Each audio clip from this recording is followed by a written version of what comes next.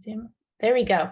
And I also went to U of O, so fully from Eugene, grew up there, did a lot while over there, and I graduated from there in 2021. So why am I talking to you today? It's because I got to study abroad 6 times, with 4 of those programs being completely paid for. And I want to share my story with you all so you know you can also do the same and make your study abroad and international dreams come true. So there's going to be a lot of info coming at you. Maybe take out a pen and paper if you can, just to write down some program names that catch your eye.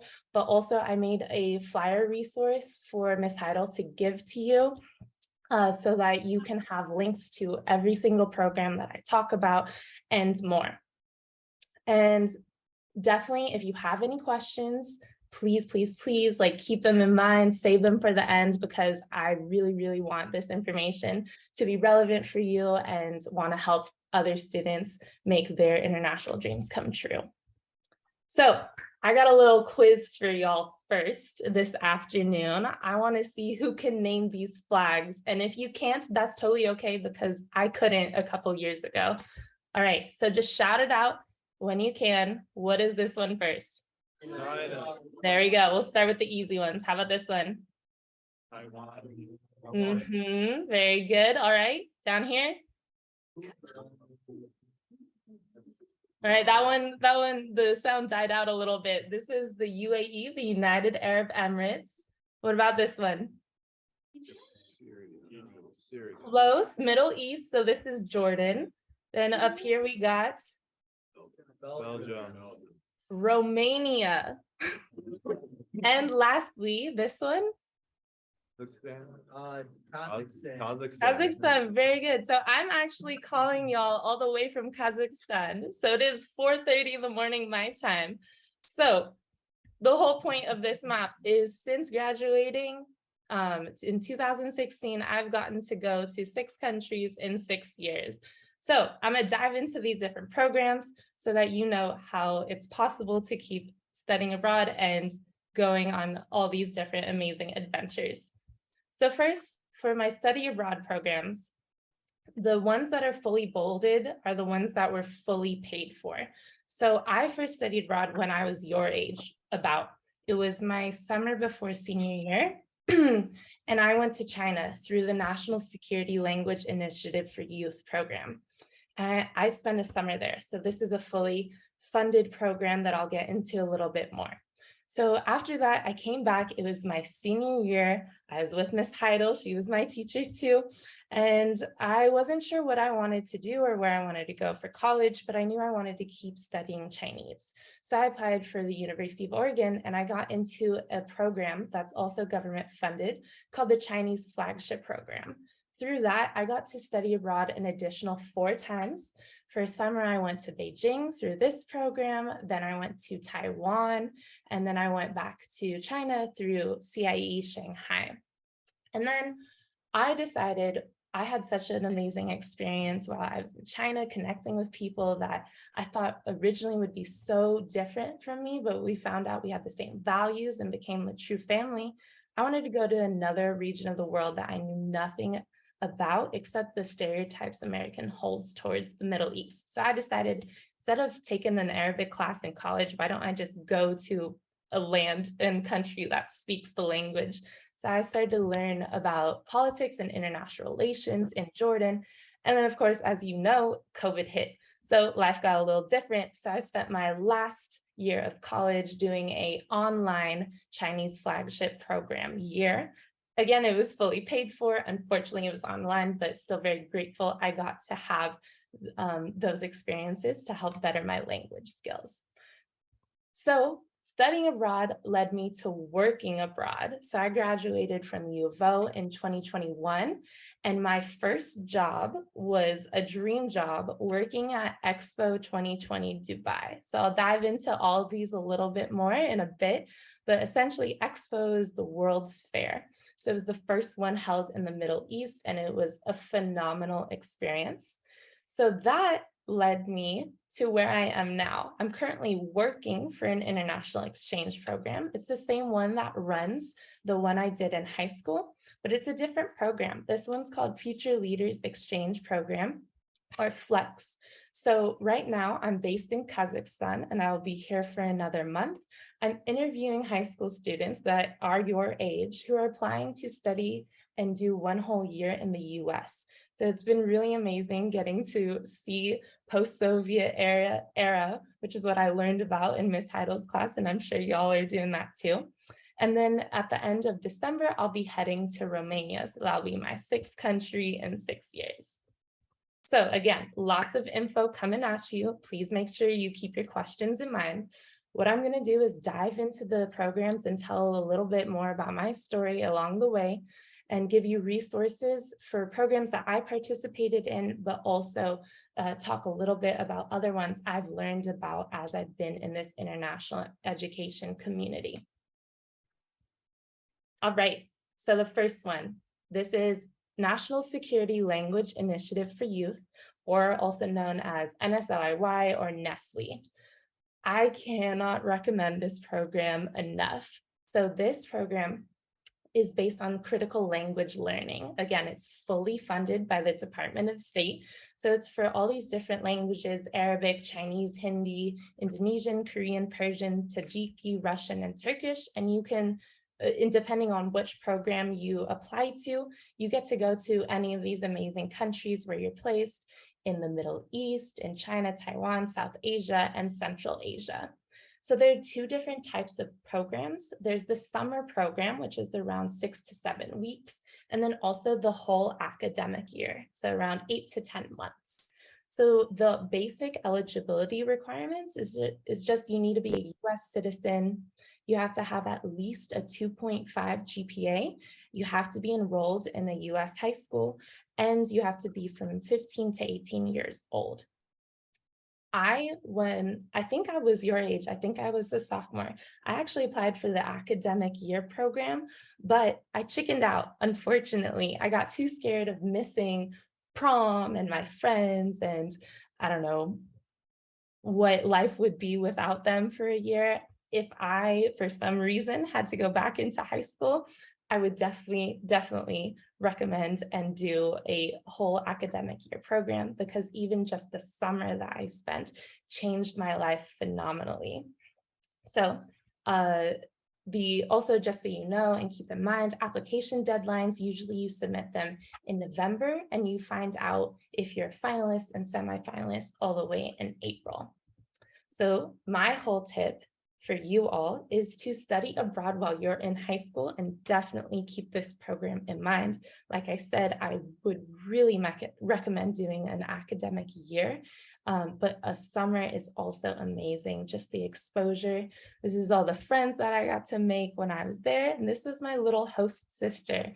And my host family and I got so close that every time I went back to China, I would visit them, and my family grew and expanded. Here you can see she's wearing the Eugene hat here. So it can be a little daunting when you think about life abroad, especially when you're in high school, being away from your family and your friends. But as a not even recent anymore, out of high school, I guess, alum talking to you, I would highly recommend, like, just prioritize it. It can be scary, but it's so worth it. The connections you make, the adventure that you get to have, the more you get to learn about yourself, and also these critical language skills are so important, especially in our world nowadays. So life only gets busier the older you get, so definitely explore while you're young. So that's my spiel on NSLI. Highly recommend. And then these are a bunch of other resources for high school fully funded programs. I'm going to briefly touch into them, but if you want to spend a whole academic year in Germany, there's the CBYX Outbound program. The program I'm currently working for, the Flex, they also have a version where they send US students abroad to these Eastern Europe and Central Asian countries called Flex Abroad. There's also the Yes Abroad program, where it's for US students to go to countries that are predominantly Muslim, such as Bosnia and Herzegovina, Bulgaria, all the way to Philippines, Senegal, and Thailand and Turkey. Then there are also not exchange programs, but leadership programs that are available that are shorter term. A couple of them are called the Leadership Program, which is 3 to 4 weeks. So you can go to Iraq or Indonesia, and also the Youth Ambassador Program. So this one is for going to 1 out of 6 countries that are located in the Caribbean, Central Asia, or South America, and just to work on your leadership skills. All right, so that's a lot of information. Take a little break right now. Is everything sinking in a little bit? Like lots of resources for you to go abroad while in high school? How are we feeling?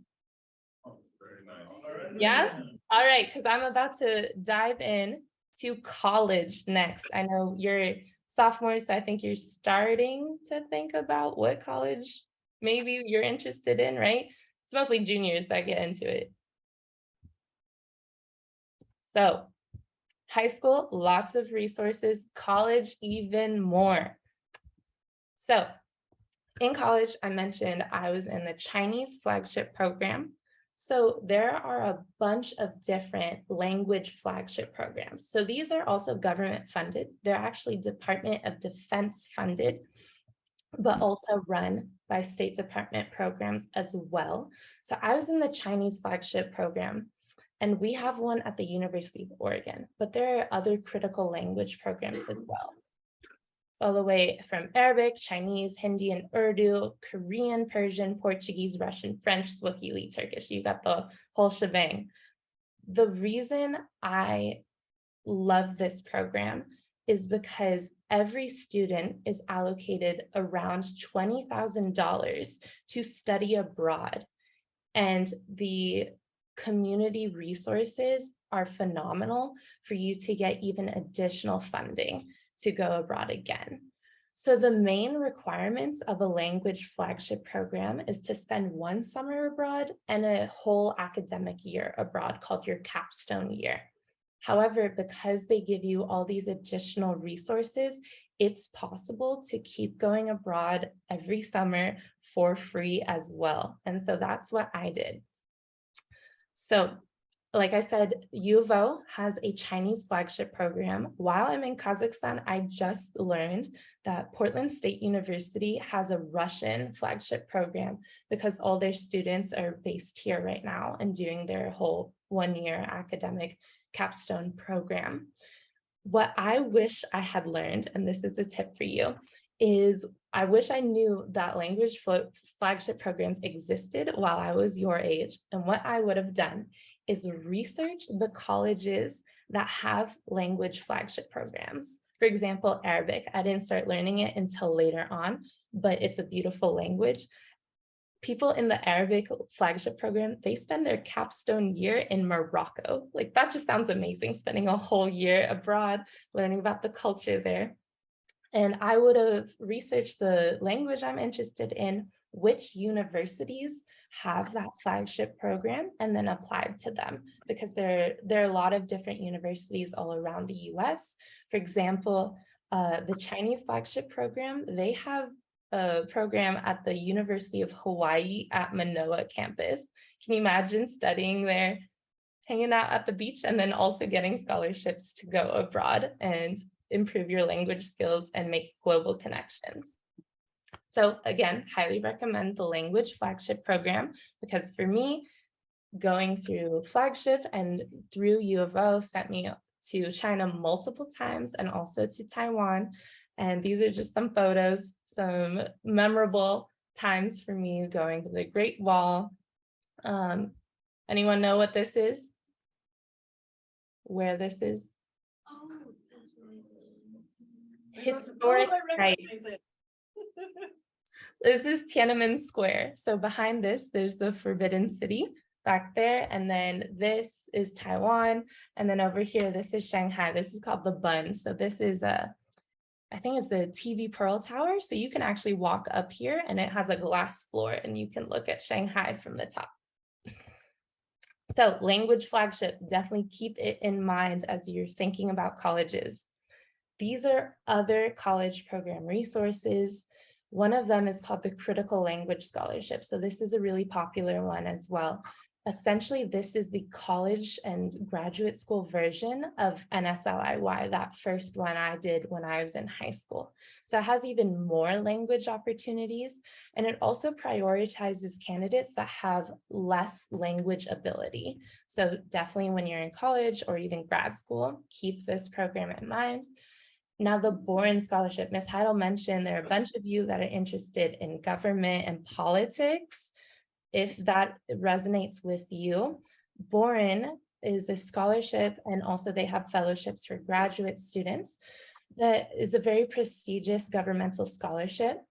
So the advantage of Boren is that it provides you with a federal hiring authority. So after you complete your Boren year. So it's a scholarship that provides funding for when you go abroad on a specific program.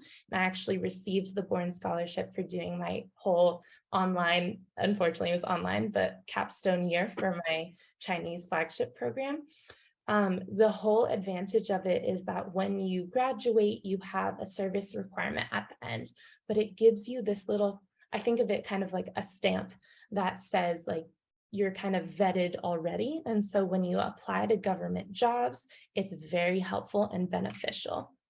Another major scholarship is the Gilman Scholarship. So this is a prestigious scholarship for students that are on the Pell Grant. So that students have maybe difficulties with financial means. This is a scholarship that allows them to make their study abroad dreams come true as well. So lots of study abroad programs, lots of education that was very beneficial from high school to college, going to China, and then also to Jordan. And then once I graduated, that led me to my first job. So now switching into the working abroad experience, which was at EXPO 2020 Dubai. So my title was a USA Pavilion Youth Ambassador. First, I just want to note, has anyone heard of EXPO before? Maybe just give a little shout if you have. Yeah, okay. I'm surprised because I'll be honest, I had not heard about it before I applied. So good for y'all. So EXPOs, as you probably know, are just another name for the World's Fair. So why are EXPOs so beneficial? It's just a global stage for countries all over the world to come together, promote education, innovation, and cooperation. And there's some famous ones, like the Eiffel Tower came from an expo, and other ones that we have had in the US, the New York 1939 one, in Seattle 1962, the Space Needle came from that. And then in New Orleans in 1984, we had a famous one as well. So EXPO 2020 Dubai, unfortunately, it was postponed into 2021/22 just because of the global events. But the reason it was so amazing and influential is it was the first one held in the Middle East. So it had over 190 plus countries represented, and it really just had this atmosphere of global connection and different countries and cultures all coming together. So if has anyone ever been to Epcot, Disney World? Not. Yeah, maybe. So if you have or you know about it, it kind of gives you that feel. There are different countries represented. They each have their own building. So we had the USA Pavilion. So the USA Pavilion had youth ambassadors, which is what my job was. So they hired 75 Americans from the ages of 18 to 29 to be the faces of America. So we were the meet and greet on the ground staff, welcoming guests that I think we had millions of guests in the whole 6 months into the pavilion, getting to greet them, explain American culture, really practice public diplomacy, and then also represent the US as we met high official delegates, which was just an amazing experience. The reason I'm telling you all this is because There are expos every 5 years that are the whole 6-month big expos. And the next one is going to be Expo 2025 in Osaka, Japan. And I don't know how old you all will be. I'm not sure if you'll be 18 then, but at least you'll know, so that again, every 5 years, 2025 and 2030, this was such an impactful opportunity for me. I got to explore so much and have all these amazing experiences. This was the inside of our pavilion. We had this amazing show featuring space.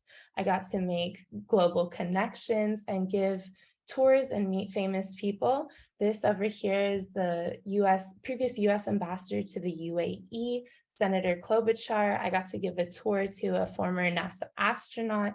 I also got to bring my parents to Dubai and have them experience the life over there. And the most impactful for me was creating actually deep relationships between royalty that I got to meet through my study abroad program and US official delegates that we had, and give tours to them. So this was us in front of the USA Pavilion, and then also taking them around to Abu Dhabi. This is the Grand Sheikh Zayed Mosque, and having them have more exposure to the culture. And then this over here, you just never know who you're going to meet. I almost ended up working for, if you know, Nas Daily and his girlfriend, Dear Aline. They're both very famous social media content creators that do a lot of promoting cultural learning, which is just phenomenal. So the reason I wanted to share all this with you is because you just never know what things will lead to.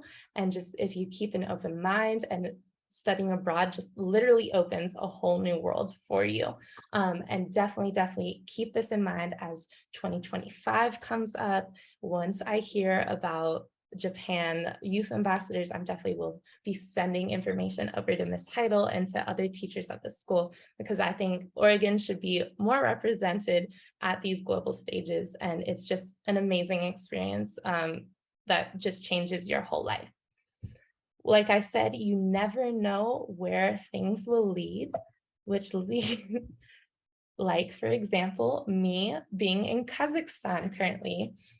So the USA Pavilion neighbor was the Kazakhstan Pavilion. And I will be completely honest with you, I didn't even know about Kazakhstan as a country. I just heard about it before. I didn't even know the flag, the capital, nothing whatsoever. But when I was in that pavilion, it was so beautifully curated. I was like, one day I'm going to go. Later on, I found this job opportunity working now for an international exchange program, the Flex one, Future Leaders Exchange. So these are a bunch of middle schoolers we gave a presentation to, so that they know later on that they should apply to Flex to study abroad in the US for a whole year. So now I interview high school students that are your age, and I get to explore. This is the Kazakhstan flag, as y'all know, which is very impressive because I definitely did not when I was in high school. And it's been really just beautiful. And the whole lesson I've been learning is, if there's a will, there's a way, because I just was standing in the pavilion and thought, one day I want to go there, and then boom, I'm here now. And it's also been very full circle, because in 2017, Kazakhstan hosted one of the smaller expos. So like I said, every 5 years, there's a large 6-month one. That's kind of the global expo. And then every 2 to 3 in between that, they have a localized 3-month expo. And I got to go in Astana, which is the capital, to the site and explore there. And so it just felt very full circle. Expo is what got me to Kazakhstan, and then I got to enjoy their site. Also, I just want to share one little cultural thing that I learned. This dish is called beshbarmak. It's the national dish, and it's so delicious. It's also usually made with horse meat. So because it's super cold here, and the steppe country, which is all flat, they do eat a lot of horse. And if you ever have the chance to try it, I highly recommend. So last section that I want to share are just some tips and advice from 2016, my high school days, being where you are sitting in class, what I wish I had known if I could somehow go back and talk to my old self. But instead, I want to share it with you. Number one, what you do in high school matters. So I remember sitting there kind of being blasé about writing the EE, participating in CAS, doing leadership development. But what I want to share is that it actually really matters. And so the effort that you put in now is going to be super beneficial for you in the future. For example, I told y'all I went to China the summer right before my senior year. I came back, and senior year, right? It's your EE time.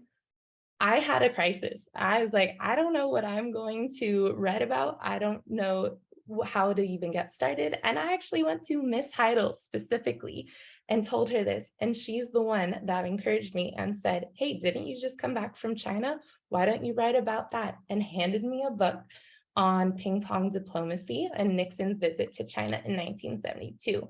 The summer after, when I was in college, I went to the National Museum in Beijing, and I saw the original photo that I used on my EE, and learning about that and the politics behind US and China relations kind of just it inspired me to keep pursuing that while in college and continue studying.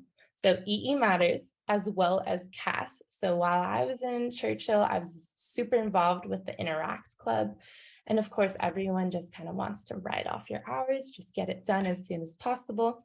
But it really, really does create a difference if you put in the effort to develop your leadership skills and get involved in community service later on. So developing the skills that I got to develop while taking on leadership roles while I was in Eugene led me to attend conferences when I was in Harvard and establish clubs when I was in college.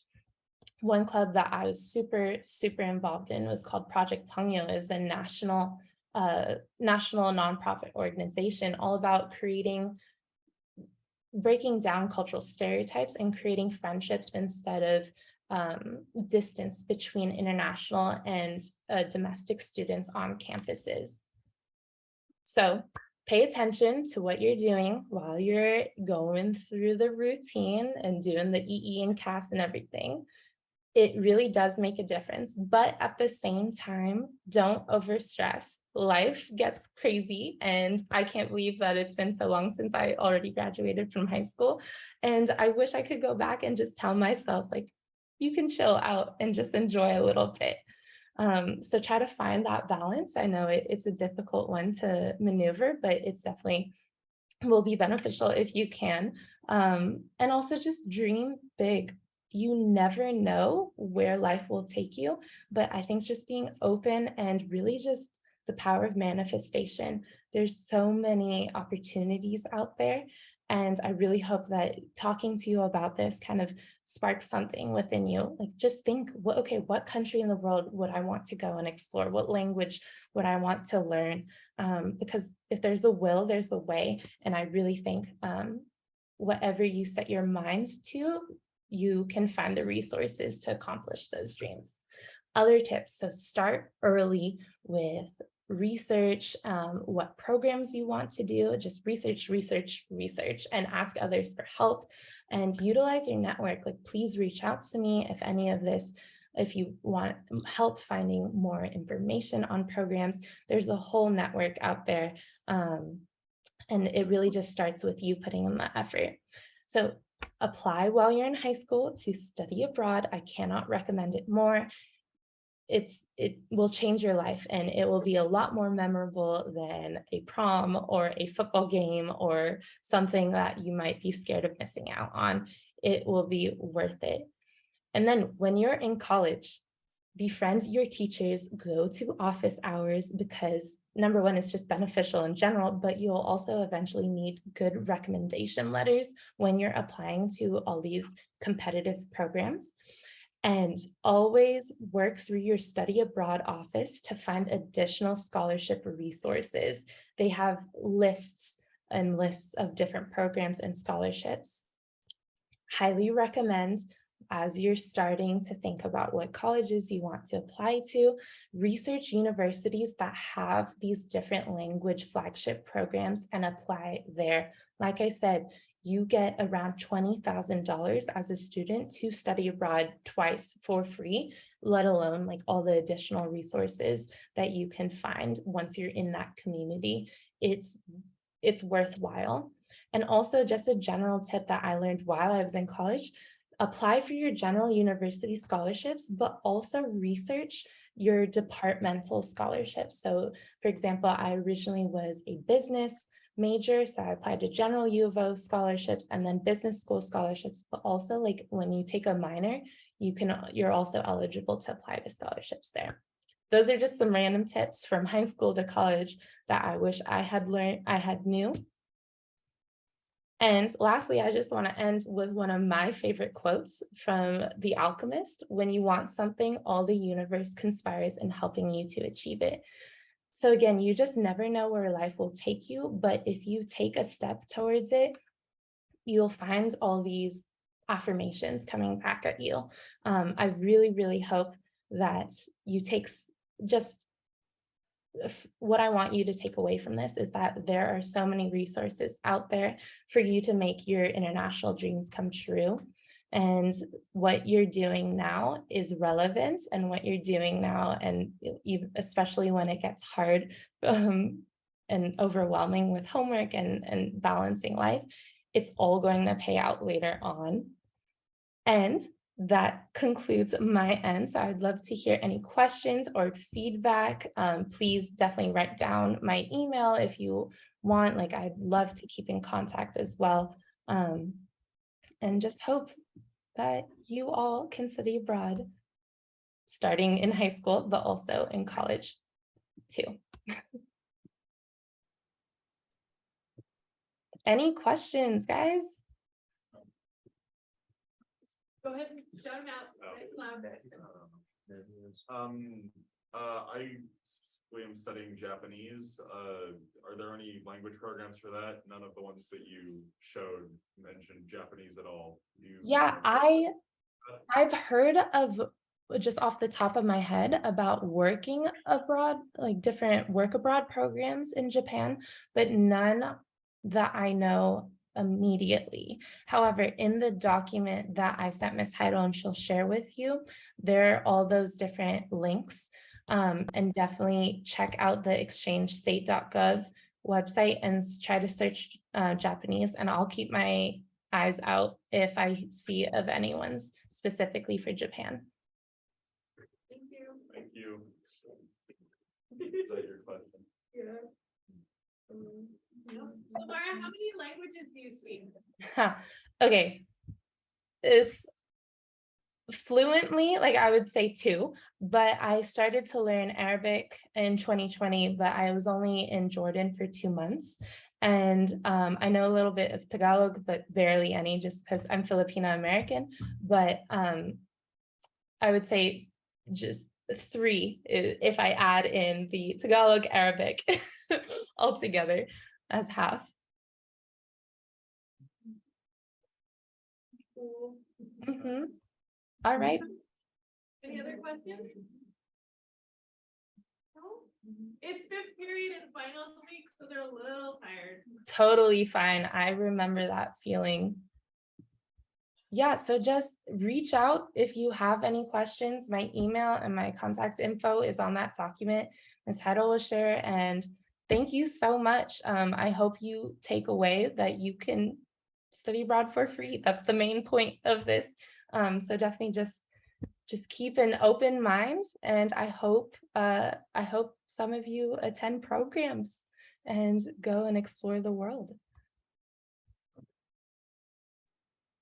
All right, thank you all, and thank you, Ms. Heidel. You really have one of the best teachers. She has been so influential and such a big support system since while in high school and after. So enjoy your class, pay attention to your history class, because I wish I paid more attention now that I'm in Kazakhstan and seeing all the history lived out a little bit. I'm a little bit jealous. Okay, a lot jealous. All right. Thank you so much. Bye, everyone. Thank you.